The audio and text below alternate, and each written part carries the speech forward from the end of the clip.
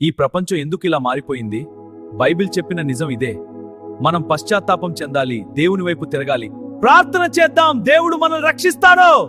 ప్రియమైన పరలోక తండ్రి దేవా, ఈరోజు మేమంతా నీ సన్నిధిలో కూడి ఉన్నాము.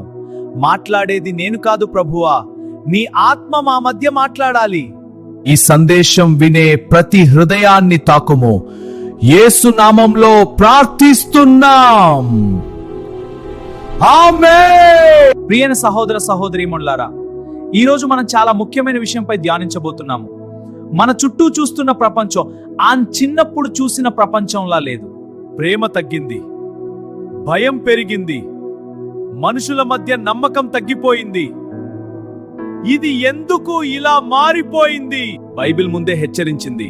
2వ తిమోతిలో ఇలా వ్రాయబడి ఉంది, చివరి దినములలో కష్టకాలములు వస్తాయి. మీరు సిద్ధంగా ఉన్నారా? మనుషులు స్వార్థపరులు, ధనప్రియులు, అహంకారులు, తల్లిదండ్రులకు అవిధేయులు.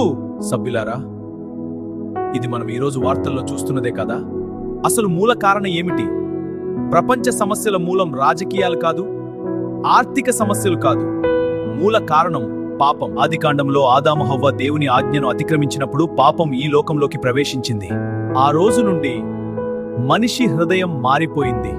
అతడు పశ్చాత్తాపంతో దేవుని వైపు తిరిగాడు. ఇప్పుడు అతని జీవితం క్రొత్తగా మారింది. హల్లెలూయా! ఈ రోజు కుటుంబాల్లో శాంతి ఉందా? భర్త భార్య మధ్య ప్రేమ తగ్గిందా?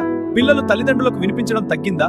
ఇది కేవలం సామాజిక మార్పు కాదు, ఇది ఆత్మీయ క్షీణత.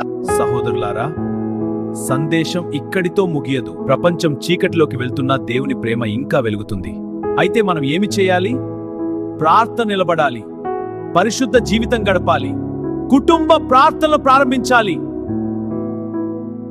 దేవుని వాక్యాన్ని ప్రతిరోజు చదవాలి, ఇతరులకు సువార్త చెప్పాలి, మన పాపాలను ఒప్పుకుని పశ్చాత్తాపపడాలి. సభ్యులారా, సమయం తక్కువగా ఉంది. మనము మేల్కొనాలి, మనము సిద్ధంగా ఉండాలి.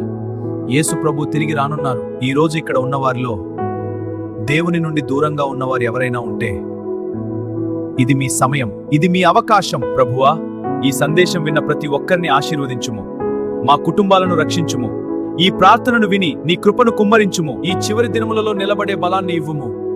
ఓ యేసు నామంలో ప్రార్థిస్తున్నా, ఆమేన్.